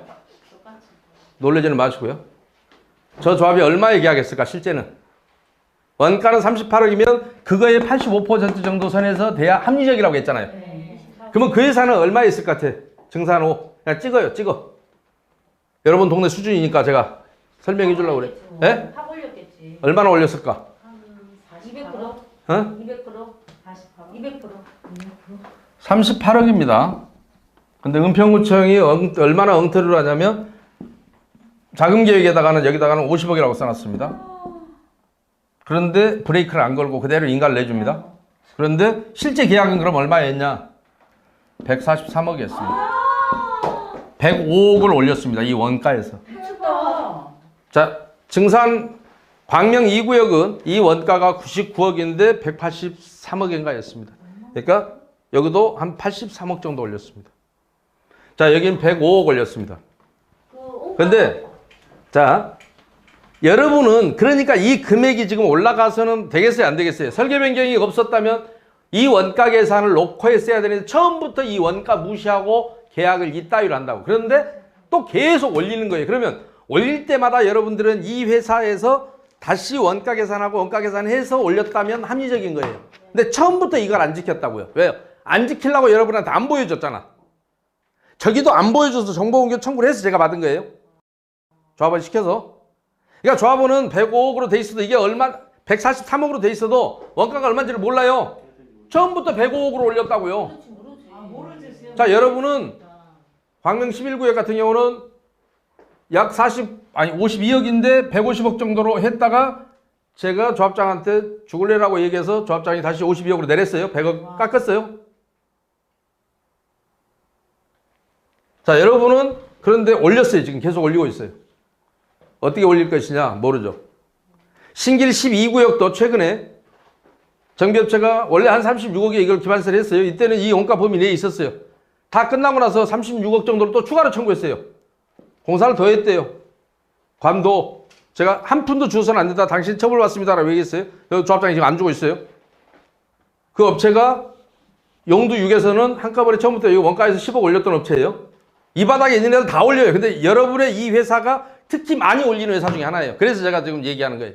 여러분은 그게 얼마인지 아느냐. 그런 내용을 여러분들이 정보공개 청구를 해서 갖고 왔어야 내가 정확하게 얼마가 올렸는지를 여러분한테 설명을 드리는데 안 오셨다고. 아무 자료도 없이 그냥 온 거예요. 그러니까 지금이라도 내 돈이 아깝지, 그동안에 잘 생각해 보세요. 여러분이 지금 추가 분담금을 왜 냈는지 이제 좀 아실 것 같아요? 알겠어요. 원인을 알고 내야 될 거 아니에요. 우리가 억울하다 할 때 뭐예요? 원인을 규명해보자라고 다 얘기하잖아요. 알고 나면 억울하지는 않다. 내가 낼 걸 냈는지 안 내야 될 걸 뒤통수를 맞았는지는 한번 규명해봐야 될 거 아니에요. 그죠? 마지막으로 쪽팔리니까 어디 가서 그렇게 당하지 말라고 여러분 부모들이 다 그래도 고생해서 학교 보내고 했잖아요. 남 속이라고는 안 했어도 어떤 놈이 속일 때 당하지는 말아라고. 지금도 아들들 가르칠 때 그렇게 가르치는 거 아니에요? 사실은 아무것도 모르면 당할까 봐서 바꿔야 되겠잖아요. 규명은 해봐야 될 거 아니에요. 원인을 내가 낸 게 맞는지 영문도 모르고. 그러면 자, 여러분한테 이 모든 계약은 그랬음에도 불구하고 무효입니다라는 설명을 제가 마지막에 드린다고 했어요. 왜 무효인지를 설명을 드릴게요. 자, 여러분들이 알고 있는 지식. 2018년 2월 9일이 도시정비법이 바뀝니다. 어떻게 바뀌어요? 전자입찰제로 바뀌죠. 그죠? 아, 그건 아세요? 도시정비 다 뜯어 고쳤잖아요. 이때부터. 그래서 2월 8일 날까지 조합들이 난리가 아니었어요. 그 안에 해치우려고. 전자입찰제로 바뀌었다고 지금 조달청에다가 다 전자로 입찰하게 해요. 그러니까 옛날처럼 막 짜고 형식적으로 짜고 모든 것처럼 돼 있어. 실은 지금도 짜고 다 합니다. 엉터리로 국토부에서 만들어갖고 환장하게 보고 있으면 완전 열불에 천불이 나요. 저는 미리 이거 개판인 걸 알고 있었고 이제 더 큰일 났다라고 생각했어요. 근데 이후에 어찌됐든 전자입찰제가 도입된 날입니다. 그런데 여러분 정관 32조 7항은 여러분 조합이 조력을 얻기 위해서 용역업자와 계약을 체결하고자 하는 경우에는 국가를 당사자로 하는 계약에 관한 법률을 준용한다 돼 있어요. 국가를 당사자로 하는 계약에 관한 법률 32조 7항이 그렇게 돼 있습니다. 근데 이 국가를 당사자로 하는 계약에 관한 법, 그러면 정관을 안 지키면 여러분이 무효예요? 아니면 유효예요? 정관도 여러분의 규약이에요. 지켜야 돼요. 그죠? 법률도 지켜야 되지만 정관도 지켜야 한다고요. 네. 정관 잘 지켜야 돼요. 정관 잘 못 지키면 대가 끊겨요. 이거 국가를 당사자랑 이야기하는 법률에는 경쟁입찰이 원칙이에요. 그래서 시행령에는 아까 예정 가격을 정하도록 돼 있어요. 아까 제가 예정 가격 얘기했죠. 원가 계산서 보셨죠? 예정 가격은 두 가지 정하는 방법이. 하나는 원가 계산을 하는데 원가 계산이 이런 거예요. 물건 같으면 최근에 거래 사례를 놓고 하면 그게 원가가 될 수 있어요. 근데 이런 공사는 다 도면도 틀리고 다 틀려서 설치비를 계산해 봐야 돼요. 어떤 거래 사례가 있는 게 우리가 똑같은 도면이 있는 게 아니에요. 그죠? 다 틀려. 그래서 저는 아까 엔지니어링에서 현대산업정보연구원 같은 그런 회사에다가 전문 회사에 맡겨갖고 자재가 뭐가 얼마가 들어가고 인건비가 얼마가 들어가고 뭐가 들어가고 이렇게 쫙 물량 내역을 뽑아 도면 보고 맞추는 거. 이걸 원가라고 해요. 요 놈을 갖다가 그래서 수량 내역서라고 그래요. 철근은 뭐가 몇 개 들어가고 뭐는 어쩌고 저쩌고 막 이런 것들. 그래서 이 수량 내역을 갖고 현장 설명회를 하는 거예요. 그러니까 그놈을 보면 프로들은 아, 저 정도면 맞아. 어느 정도 들어가기 나는 마음속으로 선수들은 설명회를 듣고 나서 도면 보고 설명회 듣고 산출 내역 보고 나서 내가 얼마 써야 되겠다. 너무 싸게 써도 떨어지고 너무 비싸게 써도 떨어질 거니까 나는 적정 가격 얼마 써야 되겠다 할 거 아니에요. 마음속으로. 안 그러면 뭘 보고 결정하겠어요. 도면도 안 보여주고 여러분처럼 제목하고 돈만 보여주면 막 그 공사비도 올려주잖아 이렇게. 근데 실제 업체들은 이렇게 못하죠. 내가 들어가서 얼마가 들어갈 줄 알고 도면을 봐야 되고 물량 내역을. 근데 도면도 금방 도면만 보여주는 것보다 이거는 자재를 뭘로 써야 된다 뭐 이런 거에 따라 다를 거 아니에요. 아니 건축 설계 도면도 이걸 뭘로 짓느냐에 따라 유리로 짓는지 쇠로 짓는지 뭐 벽돌 쌓을 건지 다 틀릴 거 아니에요. 목재로 짓는지 도면을 봐야 알 거 아닙니까.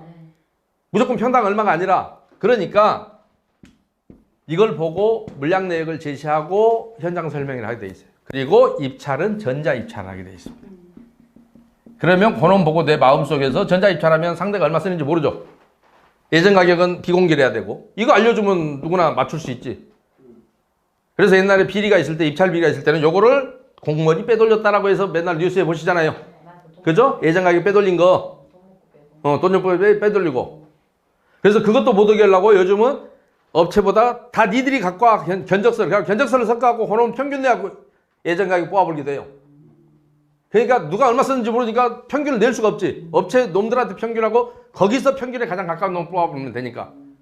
그러니까 비싼 것도 싫고 싼 것도 싫고 대신에 견적 내역을 하고 제일 높은 거 날려버리고 제일 낮은 거 날려버리고 나머지 갖고 섞어서 평균 이렇게 하면은 진짜로 부정을 하려 할 수도 없죠.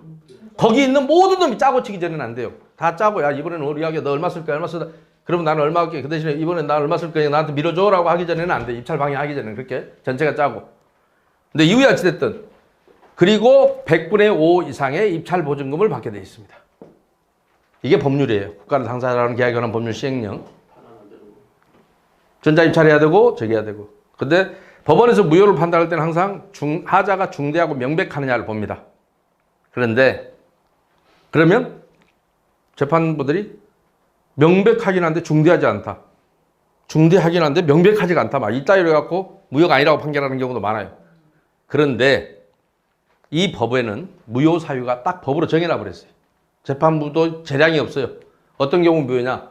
국가를 당사자로 하는 계약에 관한 법률 시행규칙 44조에 계약에 무효해갖고 첫째는 전자입찰을 안 한 경우,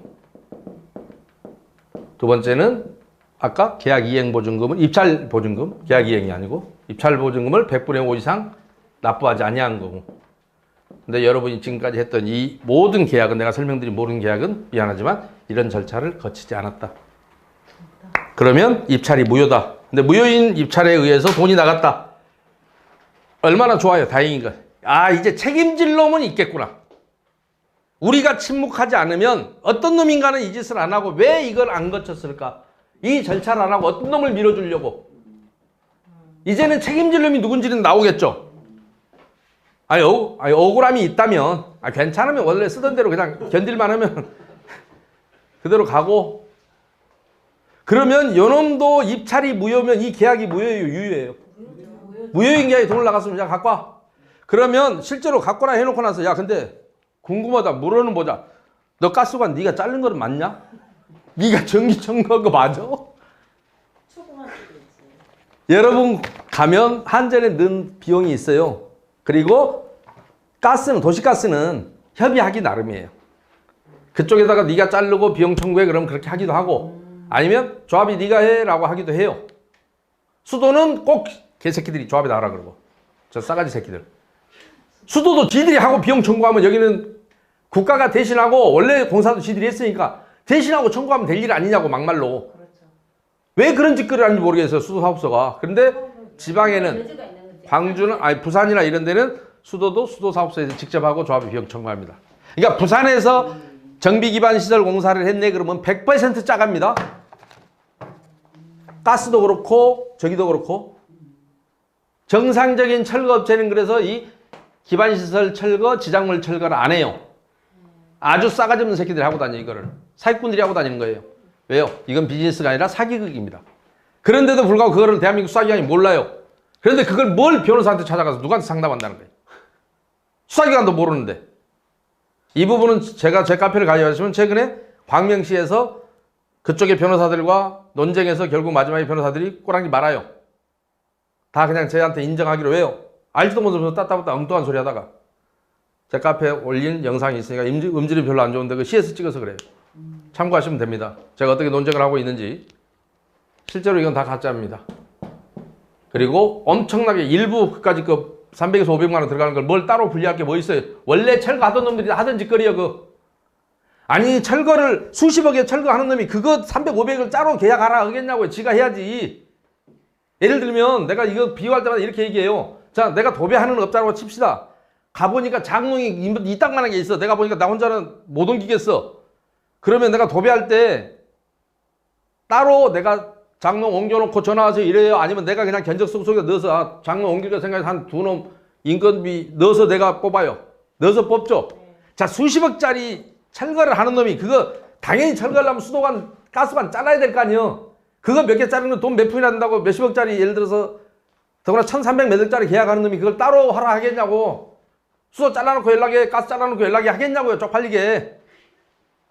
여기만 오면 그 짓을 해요. 근데 아까도 얘기했지만 내가 왜 삼계탕 한번 한 그릇 그냥 하면 됐지. 그 밤값, 대추값, 밥값을 해 따로 받냐고.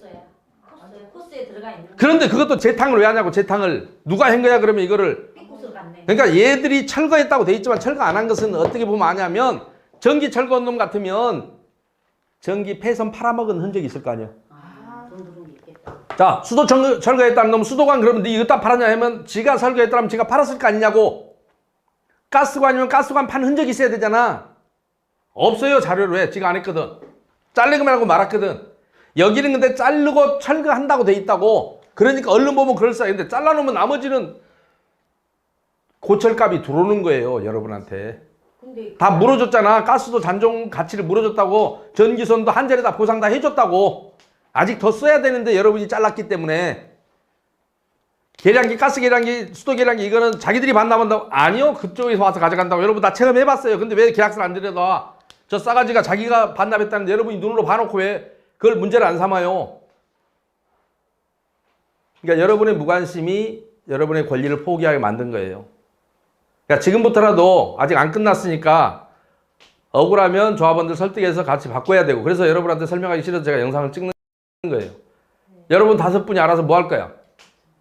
조합원 과반수가 찬성하면 그냥 억울해도 당해야 되고, 지금 조합을 용서하자 그러면 아니고 아차 지금부터라도 우리의 자존심이 걸린 문제다. 왜 우리가 이렇게 사기를 당해야 되고 영문도 모르게 당해야 되냐. 더구나 왜 이런 절차를 한 번도 안 거치고 지금까지 모든 업체를 선정했을까. 도대체 이 원가 계산하는 데는 돈 2천만 원 주고 원가 계산을 현대산업정보연구원에 했으면 원가가 얼마인지는 우리가 알아야 될 텐데 왜 법에서는 공개하라고 돼 있는데 안 했을까. 떳떳하면 공개했겠죠.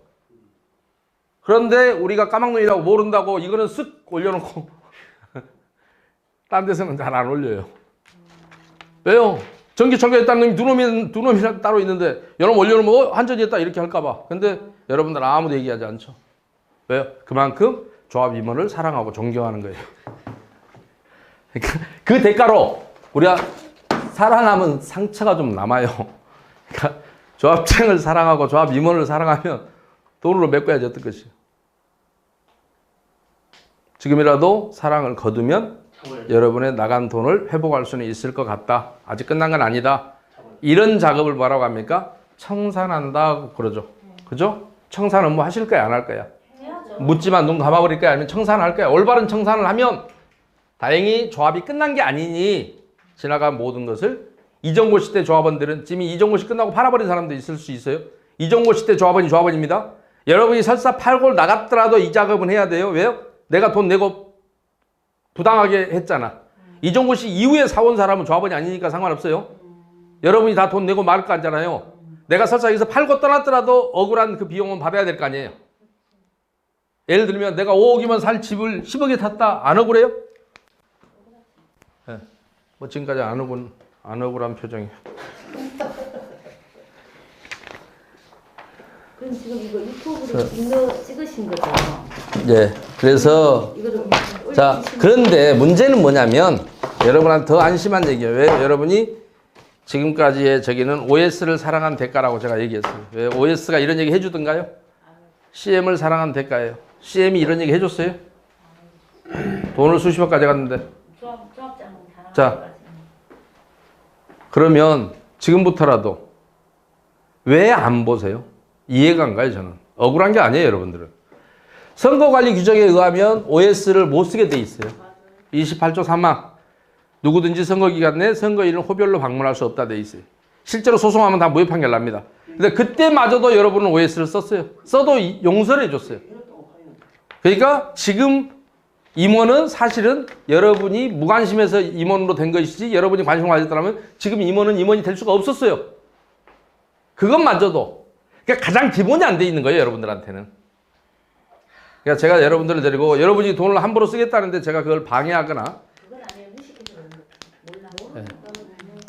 그래서 아무튼 제가 여러분 5분한테 똑같은 설명을 또 하기 싫어서 그나마 중구난방으로 제가 찍긴 했는데요. 여러분 뭐 얼마나 도움이 됐을지 모르겠습니다. 여러분 뭐 돌아가셔서 여러분들 조합원들과 뜻을 같이 하는 조합원이 있다면 제가 그냥 있는 그대로 편집 없이 그냥 이 영상 이대로 드릴 테니까 같이 의논해 보시고 억울하면 여러분이 그런 노력을 하셔야 될 거고 그리고 그렇게 방향이 정해지면 저한테 연락 오면 제가 도와드릴 거고 저한테는 정말 귀찮은 일이고 은평구에 대한 기억은 저한테는 그닥 유쾌하지가 않습니다. 왜냐하면 그래서 어찌됐든 요 내용이 여러분들이 마지막에 혹시 청산하는 과정에서 뭐 도움이 될지 어쩔지는 모르겠습니다. 그러니까 여러분의 선택입니다. 여러분이 이익을 보든 뭐 실패를 하든 저하고는 관계가 없는데 다만 여러분 스스로가 그런 부당한 추가 분담금을 낸 사실을 알았다면 여러분이 스스로 그걸 시정을 하면 여러분한테도 이익이지만 또 뒤따라가는 다른 조합이 에서는 이런 일이 좀 미리 막아서 돈이 나가기 전에 막으면 얼마나 좋을까 싶습니다. 아무튼 장시간 고생하셨습니다. 네. 감사합니다.